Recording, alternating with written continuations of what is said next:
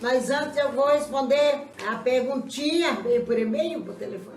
Veio por e-mail da Maristela de Portugal, que ela pergunta como é o rosto de Jesus Cristo. Como você diz aqui no seu e-mail, é lindo, maravilhoso, sobrenatural, glorioso. Que demais! Porque, amada irmã, o rosto de Jesus, ele, quando se revela como ele andou aqui na terra, os seus cabelos, porque ele se revela de várias maneiras, eu já vou explicar. Os seus cabelos é como castanho claro, com velhos escuros, e de longe parece ser meio avermelhado como ruivo. Quando você chega mais perto, perto dele é um castanho. Claro, seus olhos são profundos, sua face, embora a barba dele venha pra dentro aqui, pra dentro rala, dá pra ver todo o rosto. Eu não posso te explicar, é uma barba como se fosse um castanho, claro, bem lisa, e ela vai pra dentro assim, pro lado das orelhas. E não impede que se veja a sua face. Que barba é essa? Não sei. É barba de adolescente? É Jesus adolescente? Eu não estou entendendo a cor do cabelo de Jesus. Vocês entenderam aí?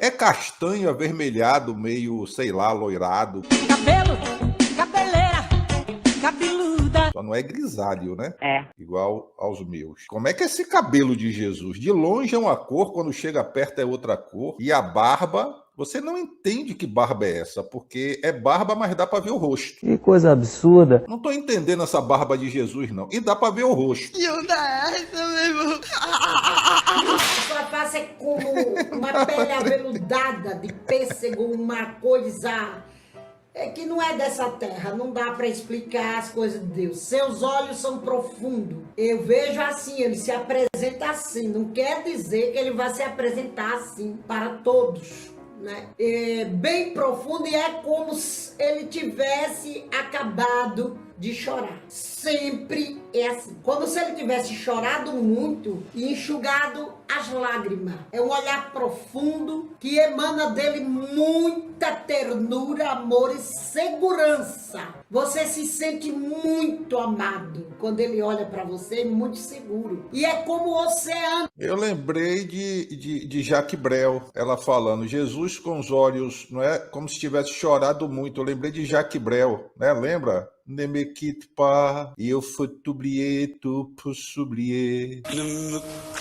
quitte pas, il faut oublier tout pour s'oublier. O Jacques Brel com aquele rosto chorando, sentindo mesmo, na verdade, né? Então, quando ela falou aí, Jesus com aquele olhar de quem chorou muito, me veio à mente o Jacques Brel.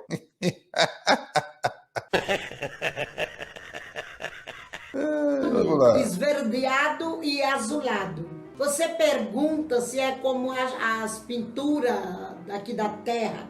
Não, não é. Jesus não tem aquele olhar de peixe morto que a Igreja Católica expõe nos seus quadros. Não é. Glória a Deus. É um olhar profundo, não olhar de peixe morto, olhando para cima como morto. Não. É um olhar profundo, agradável de se ver. Lago negro, seu olhar, água turva de beber. Mas você olha, mas você quer ver sobrancelha bem bonita, um rosto bem perfilado. Aí mente. Os lábios perfeitos, a boca perfeita, assim. Não é lábio grosso nem fino. É uma coisa linda. Ele tem um rosto jovial, realmente, de 33 anos, por aí, há 35 anos. É um rosto bem jovial, o rosto de Jesus Cristo. E ele sempre aparece com aquela roupa de linho que ele andou na terra. A sandália como de couro, mas quando você chega perto que olha, é como um bronze polido, bronzeada assim. De longe parece ser couro cru, de perto parece ser um bronze. É coisa linda, um manto que às vezes é bege, às vezes é azulado. Também já vi ele de túnica verde, é um verde escuro, no tom de verde folha, com um manto arroxeado, é um púrpura. Ele por cima é verde, um verde mais forte do que a túnica, e por debaixo é como se fosse um forro. É um abadá. Repita. Pronto, é um abadá, não é verdade? É verdade. É o quê? É o bloco camaleão? Como é que é? Aí já não é mais uma túnica, aí já é o abadá lá do Carnaval da Bahia. Ele já apareceu pra mim assim no culto de Santa Ceia. O rosto dele é inexplicável, irmã Maristela, porque sobrepuja. É como se diz. Mas a senhora já explicou, o rosto dele é inexplicável. E ela já explicou. Diz que a barba assim, não sei o quê, pererê, os olhos, o olhar. É o mais belo entre os milhares. A gente não sabe traduzir, essa é que é a verdade. E ele tem os cabelos compridos até para baixo dos ombros, sim. Tem pregadores, teólogos que discordam disso, mas a gente não pode fazer nada, porque a gente só viu, não temos como provar. Não se filma Jesus, não é? Não tem máquina para filmar lá no reino espiritual, o físico não entra, não é? Então, não tem como retratá-lo. E realmente a barba dele existe, mas não impede, eu não sei como explicar isso, né? De ver o seu rosto por inteiro. Muito. Eu não sei como explicar. Realmente não tem explicação, senhora. Como é que a pessoa tem barba e consegue ver o rosto ao mesmo tempo? Não sei. Então pra que ter barba? Também não sei. Não é verdade? É. Meigo de todos os ângulos. Ele de perfil, de frente, de costa. Jesus é lindo. É mais alto do que os homens, mas tem anjos mais altos do que ele que eu vi no céu. É uns anjos bem altos e muito mais bonitos, né? De corpo. Exatamente. Principalmente na ordem dos arcanjos, uns anjos assim que são. Bonito de corpo. O que é que a senhora quer dizer com isso? Porque a senhora diz que os anjos usam a roupa que nem os pés aparecem. Como é que é um anjo bonito de corpo? Qual é o padrão de beleza de corpo dessa senhora para ela dizer que os anjos são bonitos de corpo? Então, ela viu o corpo do anjo? Sobrenaturais. É quase irreal aquela beleza, não tem nada que compare. Mas Jesus é o mais belo entre os anjos. Por quê? Porque dos anjos não sai isso de Jesus. Essa ternura, essa segurança, esse amor que ele transmite, deixa Jesus mais lindo. O que ele transmite do interior dele para nós deixa ele mais lindo. Você vê os anjos, serafins, querubins, mas não se compara à visão de Cristo. E outra, quando você chega no céu, você não quer saber de anjo. Você tem um sentimento, nem por Deus, você quer ver Jesus. Repita. Nem por Deus, você quer ver Jesus.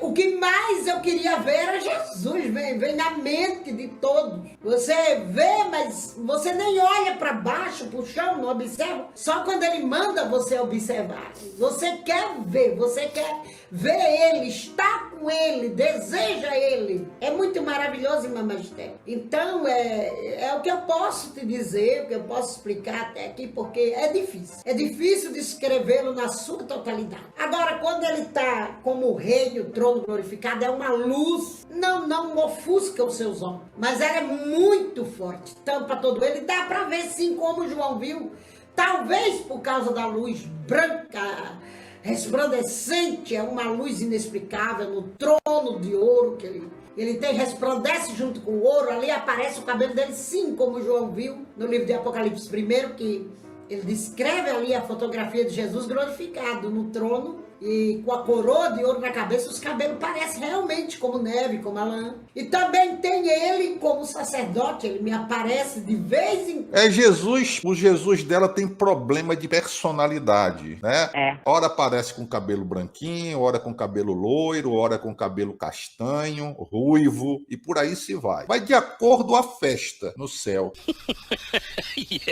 O tipo de túnica, se é com a farda de general do Exército Brasileiro, se é com a túnica de linho, sandalinha de couro, se é com a sandália de bronze reluzente, e por aí se vai. Isso não existe. Daqui a pouco você está conversando com ele, não, eu sou Jesus. Ah, mas o senhor não tinha uns cabelos brancos? Ah, não, ali foi, é porque ontem eu estava assim, querendo aparecer de cabelo branco.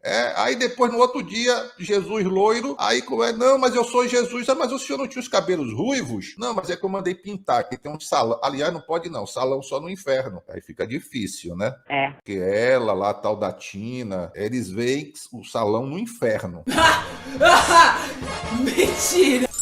Sacerdote não usava espada, mas Jesus usa. Ele usa uma espada com a mitra sacerdotal, a estola sacerdotal e uma espada à cinta, né, por cima da estola sacerdotal, onde tinha aquele peitoral do sacerdote, né, mas nele é outra coisa, não é o... Minha querida, tudo isso aí, senhora Nadir, era, sabe o quê? A sombra do que viria a ser a substância. Para que Jesus usar a estola? Não sei. Para que Jesus usar o peitoral? Estou lhe respondendo, não sei. Para que Jesus usar o éfode?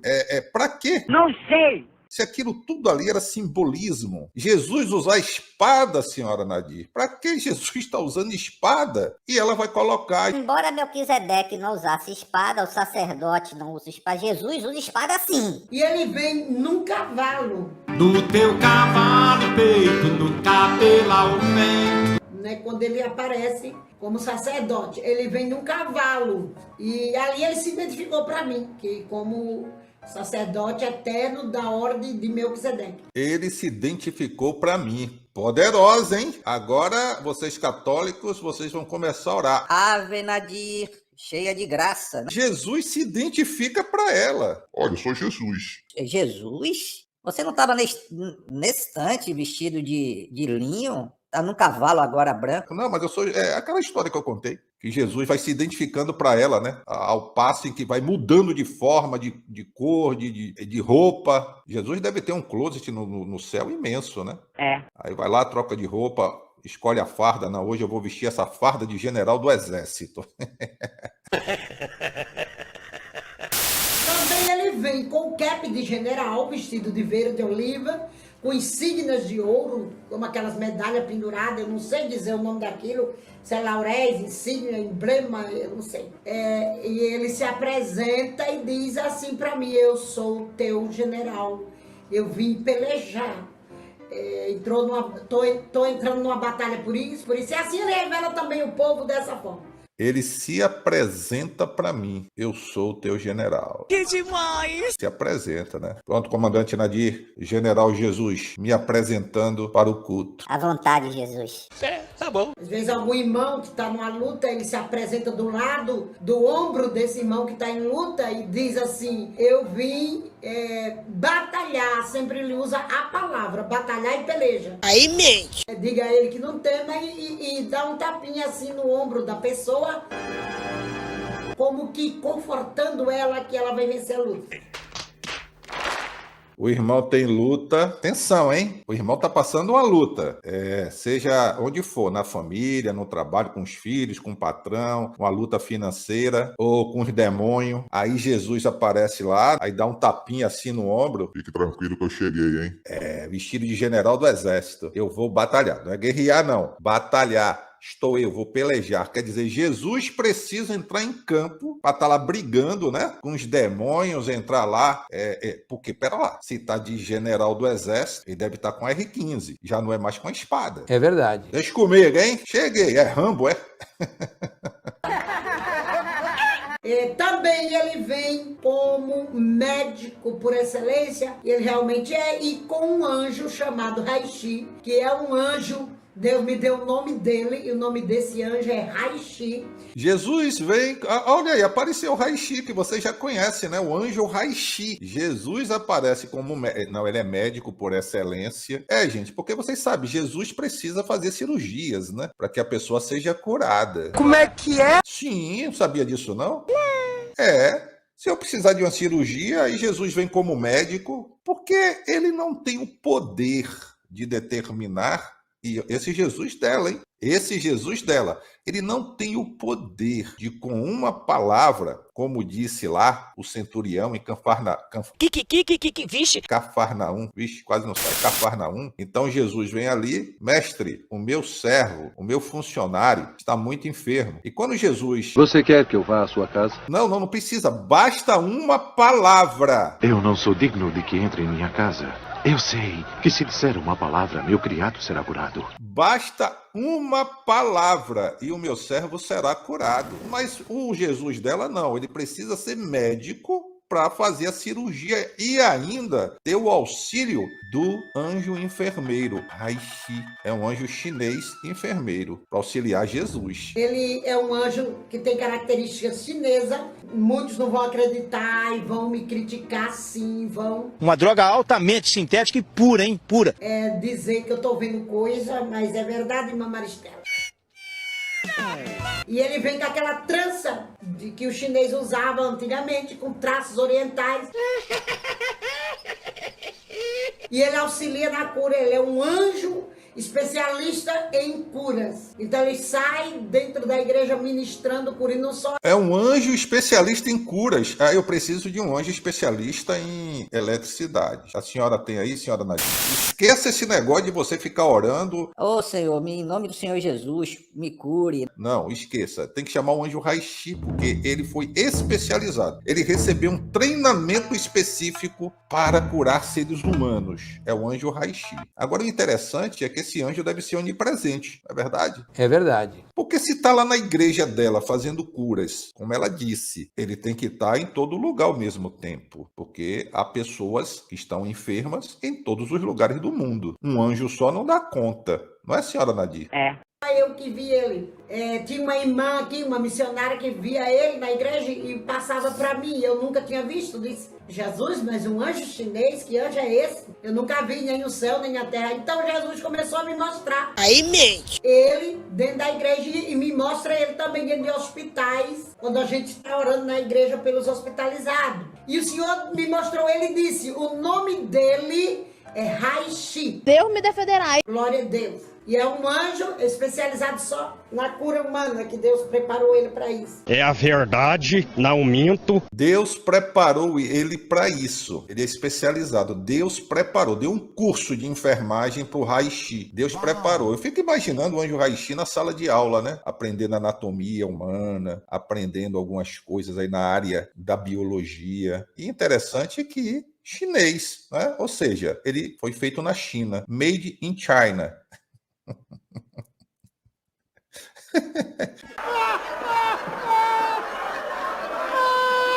Se vocês que estão me ouvindo não crerem, meus pêsames. A gente diz meus pêsames porque a pessoa está com a fé morta, está com visão morta. Então, meus pêsames, mas essa é a realidade, né? E, Maristela, é muitos mistérios que Deus nos mostra pela misericórdia e bondade. Sei que nem esse mistério aí tá mais para aqueles mistérios do... como é o nome dele, gente? Zé Ramalho, né? É. Mistérios da meia-noite que rolam. Mistérios da meia-noite que voam longe, que você... um ser humano merece por causa do pecado. Porque ele achou graça em mim, eu me sinto privilegiada. Sei que nenhum ser humano merece por causa do pecado. Eu também não sei até hoje porque ele me escolheu para isso. Porque ele achou graça em mim, eu me sinto privilegiada, mas não me vanglorio, nem me exalto com isso, nem tenho orgulho próprio, nem soberba, porque da soberba precede a ruína, Maristela. Então, a gente fala o que Deus manda e eu me considero assim... Eu nem me considero lá essas coisas todas de ser vaso ou profeta. Sei. Deus me ordenou que falasse no YouTube e me preparasse sim para os escárnios. E ele me disse esse dia que ainda vão escarnecer sim de mim. Certamente que sim. Eu nem me considero lá essas coisas todas de ser vaso ou profeta. Olha só, gente, uma pessoa que foi no céu não sei quantas vezes, conversou com Deus, esteve em várias salas no céu. Quem eram os profetas? Não, eu não me considero uma profetisa, não me considero, não. Uma senhora que Jesus a ensinou a voar, segundo ela.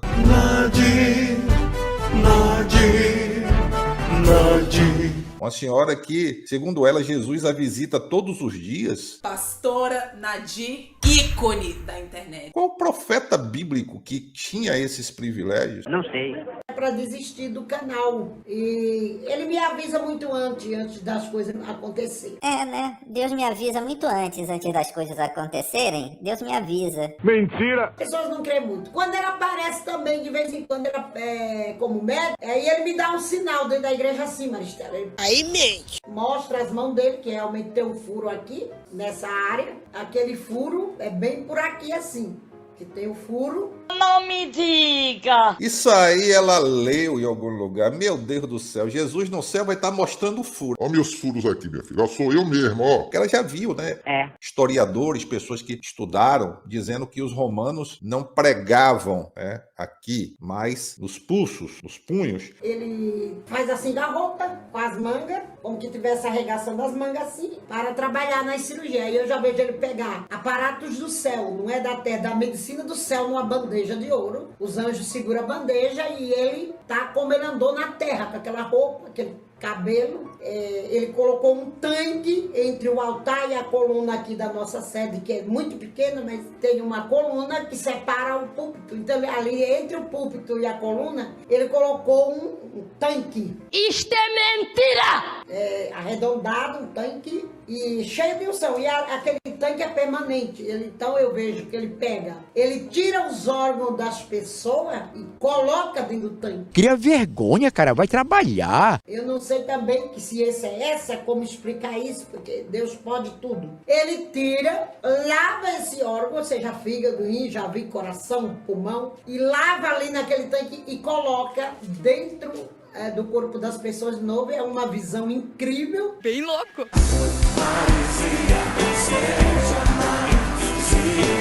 Que a pessoa ali não tá vendo nada, tá louvando, tá batendo palma. E tá ali, toda aberta, que eu vejo também a ruptura quando ele faz. E ele coloca e com a mão dele mesmo ele fecha aquela parte ali que ele deixou aberta. É incrível. Realmente. Incrível. É incrível mesmo. Não tem como acreditar num negócio desse, senhora. É verdade. O Senhor foi lá, pegou na igreja sede dela, lembrando que ela tem 6 igrejas ou 7 templos. Atenção. Na sede da igreja dela, entre uma coluna e o altar, que ela diz, ele, o Senhor, colocou um tanque cheio de unção. Aí as pessoas estão lá, cantando lá, e não percebe, essas pessoas que estão com problemas, coração, fígado, rim, enfim, intestino, elas não percebem que estão abertas. Mas a senhora Nadir, lá de cima da cadeira dela, né, com essa roupa dela, lá olhando, e tá vendo todo mundo lá aberto, né, batendo palmas, um sem o coração, outro sem os rins, outro sem o fígado. Deus me defenderá. Aí vai lá lavar no tanque que tem na igreja dela. Claro, tinha que ser na igreja dela. É o tanque de Betesda. Oh my God! Aí vai lá lavar, né? Aí lava o coração. O camarada tá aberto lá. Ele não sabe que ele está sem o coração. Tá lá batendo palma, todo feliz, né? É. Mas a Nadir sabe, porque a Nadir está vendo ele com o peito aberto. E tá lá o Raishi lavando o coração dele, né? Passando a escovinha, tal, botando um negocinho para desentupir a válvula órtica, mitral, raspando ali, né? Vai ver que a válvula mitral está com a calcificação. Aí ele dá ali uma raspadinha. Pronto, tá beleza. Nice. Aí vai lá de novo e coloca e fecha. E coração novo. O cara dá até uma suspirada. Ai, me senti melhor agora, não sei o que foi que aconteceu. Eu tava até me sentindo mal aqui, agora estou ótimo. A gente não gosta muito de falar essas coisas no ar, porque tem muita gente que zomba e as coisas de Deus não é para zombar. Então, quando o Senhor... A gente não gosta de falar essas coisas porque tem muita gente que zomba e não é para zombar. Gente, pera lá. Vocês acham que se Deus me dá uma visão, e realmente é uma visão, e eu sei que é de Deus, eu vou me preocupar com quem vai zombar ou deixar de zombar? Não vou estar nem aí. Ah, eu não gosto nem de falar, porque eu sei que tem gente... Porque sabe que não é verdade. Ela diz que está instalado. Eu duvido. Eu também. Primeiro que eu já disse essa senhora fez um desafio pra gente ir lá, pra ela orar pra gente e demônios caírem por terra. Eu já disse que eu vou. Eu vou lá em Santo André. Você é o bichão mesmo. Vou aparecer de surpresa. Eu vim aqui pra senhora orar por mim, pra tirar os demônios. O diabo vai sair agora! Sai! Sai! Eu vou lá. Vim aqui pra senhora orar por mim, senhora Nadir. E bota a mão na cabeça, tem que ser filmado, claro. Pra todo mundo ver lá eu desmoralizado, né? É. E ela disse pra gente orar por ela também. E eu não esqueço o sonho que Moisés do Ceará teve com ela. Não, a visão que o Moisés do Ceará teve com ela. Ela nua da cintura pra cima, toda tatuada, com as argolonas nas orelhas. E eu vi, irmã Nadir, uma visão que Deus me deu, como a senhora estava vituperada de tatuagens, escarnecida de tatuagens no seu corpo, como aquelas índias, como aqueles povos indígenas cheios de tatuagens, com aquelas argolas grandes nas orelhas, despida, da parte da barriga para cima, cheia de tatuagem. Não esqueço não. Eu tive um sonho com ela. E Rafner, que sonho foi esse? Pois bem, eis o sonho. Eu ia passando e eu estava aí no Brasil. O local eu não via assim como se fosse, aí, apesar de eu não conhecer, eu não via como Santo André. Eu já vi a casa da senhora Nadir, né, através de imagens. Inclusive a Vanessa Bittencourt é vizinha da Nadir, vizinha de parede da Nadir. Eu não conheço essa Vanessa Bittencourt, gostaria que ela viesse aqui na igreja, essa bagaça, dar uns glória comigo, não conheço. O endereço da igreja e a minha casa, todo mundo sabe onde eu moro. Eu não tenho medo de nada, de ninguém, porque eu tenho Cristo por defesa. Ordem no tribunal. E não me escondo igual tu. Se esconde nas matas com as corujas do inferno. Tu vive ela se acha aí dotado da sabedoria divina de e fica trazendo essas revelações. Teólogo de que não são revelações. Teólogo de morcego pendurado nas cavernas das trevas. Sai para a luz! Vamos ouvir, amados irmãos. Sim, eu não vi no sonho. Era uma espécie de, eu não lembro se casa ou apartamento. Eu sei que uma pessoa saía à porta e eu dizia, aí eu entendia no sonho que era a casa da senhora Nadir. Aí eu dizia que queria falar com ela. Olha, eu quero falar com a pastora Nadir. Eu quero falar com ela. Aí essa pessoa entrava e depois alguém, como se essa pessoa me reconhecesse como sendo do canal Voo da Coruja. E eu entrava nessa casa, eu não sei dizer para vocês se é uma casa ou um apartamento, eu sei que eu entrava. Se não sabe o que significa, fecha essa matraca, passa um zip nessa tua boca de coruja. Olha a cegueira espiritual que tu anda, homem. Vamos ouvir, irmãos. E ali vinha um rapaz, saiu uma jovem primeiro, e aí olhava para mim assim, meio que, eu digo, não, eu tô aqui, eu quero só conversar, eu só queria ver a pastora Nadir e tal. E aí saía um rapaz, não era bem um jovem, tinha seus 30 e pouco, 40 e poucos anos, não sei, homossexual. Não era, não estou me referindo aqui a quem vocês estão pensando, né? E era uma pessoa, mas eu sei que era um homossexual que saía e aí falava comigo. Acontece que tem um detalhe, eles estavam em um alvoroço de mudança, de saída, mas não era uma saída voluntária. Não era uma saída porque queriam sair. Eu me considero miserável, eu já disse isso, né? Miserável homem que sou. Se o apóstolo Paulo disse isso, que dirá de mim? Deus me revelou que vai tratar com vocês ao fio da espada. Senhora Nadir, e não vai demorar. Era uma espécie de alguma coisa, não sei, no sonho não revelava se Rafner, a casa da senhora Nadir própria. Ordem no tribunal. Não sei se se refere à casa dela também. Ordem no tribunal. Foi um sonho, gente, foi de Deus, não sei. Senhora Nadir, tá comendo muito bacalhau aí em Portugal? E depois a senhora Nadir saía. Mas ela saía ao meu encontro falando coisa com coisa. É como se ela tivesse assim, fora do seu juízo. Como se ela tivesse Aí tal, não sei o que, e falava e aquela coisa toda, e eu ia. Muito e, ô, pastora Nadir, tal, vim aqui para te dar um abraço, tal. Ela, mas não sei o que. Eu percebi aquela família confusa. Igreja no para sonho ela apacentar estava pessoas, lidar com confusa, pessoas, senhor Rafa. Você tá pensando que é fácil? Tem que ter um preparo psicológico e espiritual muito e grande. Aquele pessoal, aquele rapaz ali, o homossexual, aquela jovem, eles também naquela, tipo, como, sabe quando você vai pegando as coisas de dentro de casa? Quem está em fase de mudança, né? E depois eu lembro que eu saía e aí já estava na rua. Eu lembro que eu já via uma rua e eu estava do outro lado da rua, na calçada, com a senhora Nadir e ela naquela mesma agitação, uma confusão mental, sabe? E meio que desnorteada, aí hora conversava comigo, hora não falava coisa com coisa, e de repente eu falei, não, pastora Nadir, aí ela veio, eu não lembro agora se eu pedi a ela um abraço, me deu um abraço aqui e tal. Eu só lembro o seguinte, que teve uma hora que eu me despedia dela, mas quando eu me despedia dela, eu dizia assim, não, mas vem aqui que eu vou orar pela senhora. Aí eu lembro que ela vinha, né? Aí eu orava, começava a orar por ela, né? Começava a apresentar a vida dela ao Senhor e nesse momento eu acordei.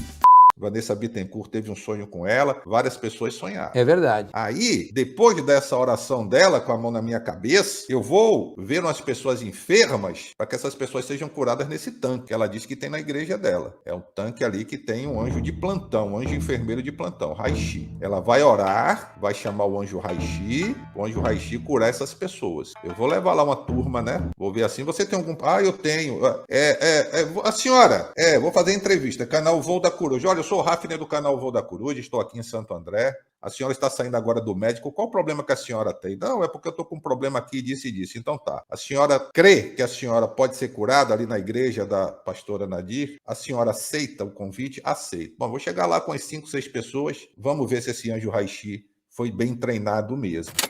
Amados irmãos, a gente fala, o povo não crê, o que a gente pode fazer? A gente quer que todo mundo seja salvo, a gente quer que todas as pessoas sejam curadas, mas nem todos querem abrir o coração para aquele mistério que Deus também, Maristela, pode dar para você, pode dar para eles, para os escarnecedores, pode abrir os olhos deles para eles verem a mesma coisa, mas só que eles não querem pagar o preço para ter o dom. Mas se nós nos submeter a Deus, pagar o preço de orar, de jejuar, de passar as provas, né, pelas peneiras de Jeová, pelas moinhas dele, ele dá com todo prazer. Eu fui muito moída, fui muito provada nessa terra, nesses 31 anos que eu estou pregando a palavra de Deus, e nunca fiquei sem prova, mas também nunca fiquei sem vitória. E o Senhor me agraciou com essas dádivas de ver esses mistérios. E o Senhor começou a me dar uma visão e me disse: um abismo chama outro abismo e eu vou te mostrar como é. E abriu-se um telão na minha frente, como um telão de visão, como no filme. E eu comecei a ver uma mulher dentro de casa, dentro da sua casa. Uma mulher desconhecida para mim. E um homem também desconhecido numa cadeira de roda. E aquela mulher pareceu-me ser cristã. Jesus não disse que ela era, mas pela aparência dela, sem maquiagem, sem nada de vaidade, me veio o pensamento que ela era cristã. Bem que Jesus não me disse. E ali eu fiquei observando, o Senhor mandou que eu observasse, e ela sentada no sofá, o marido triste do lado, e ela ali no sofá pensativa, olhando para o marido. E ali ela resolveu apressar a morte do marido, ela se enfadou de cuidar desse esposo. E começou a dar macarrão puro com água. Eu via o prato na mão dela, ela colocando essa comida fraca, só arroz puro, macarrão puro. E ali o marido veio a falecer de fraqueza. Ele era cadeirante. Que aquela mulher queria sair. Aquela mulher queria viver a vida dela.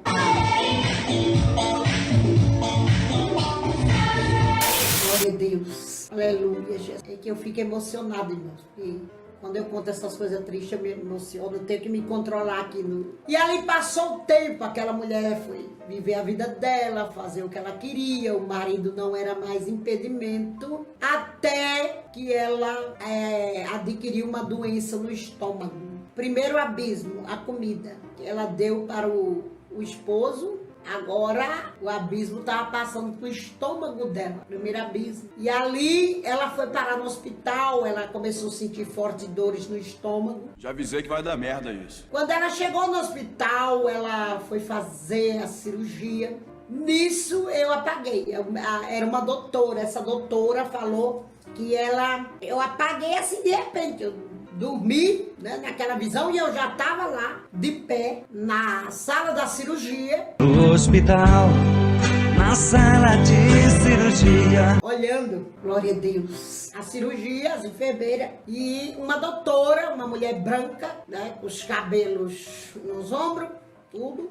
E dava para ver perfeitamente o rosto daquela doutora, porque foi muito antes dessa pandemia, ninguém usava máscara. E ela estava ali fazendo a cirurgia e cometeu um erro e aquela mulher entrou em óbito.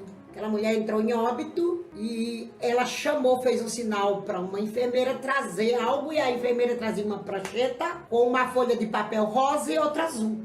E tinha um carbono no meio, aquele papel carbono no meio. E ela ditava ali para aquela enfermeira escrever a hora do óbito, né, da morte, o que havia ocorrido, e aquela doutora colocava da maneira dela, que não foi um erro, mas Cristo me mostrou que foi um erro que a doutora cometeu no estômago dessa mulher e veio levar ela a óbito. Dali, quando ela entrou em óbito, a alma dela saiu do corpo e desceu. Quando desceu, eu desci também. Mentira! Quando eu abri os olhos, eu tava num portal. Tava num portal de vidro como aquelas portas giratórias de banco. Eu disse, mas aqui é um portal? Que portal é esse? Não sei. A mulher ajudou a matar o marido e tá no portal? Porque pra mim ali eu não tinha notado ainda que era o inferno. No, God, please, no! E o Senhor me disse, esse portal que tu estás vendo representa a entrada na eternidade. Não é o portal do inferno, representa a entrada pra eternidade. Ah, agora eu entendi! E na entrada, já os demônios em forma de abelha, os insetos, eram demônios, mas era enorme os insetos. E quando ela passou pelo portal, e eu também passei, observando, né? Aquilo grudou no pescoço, numa veia dela. What?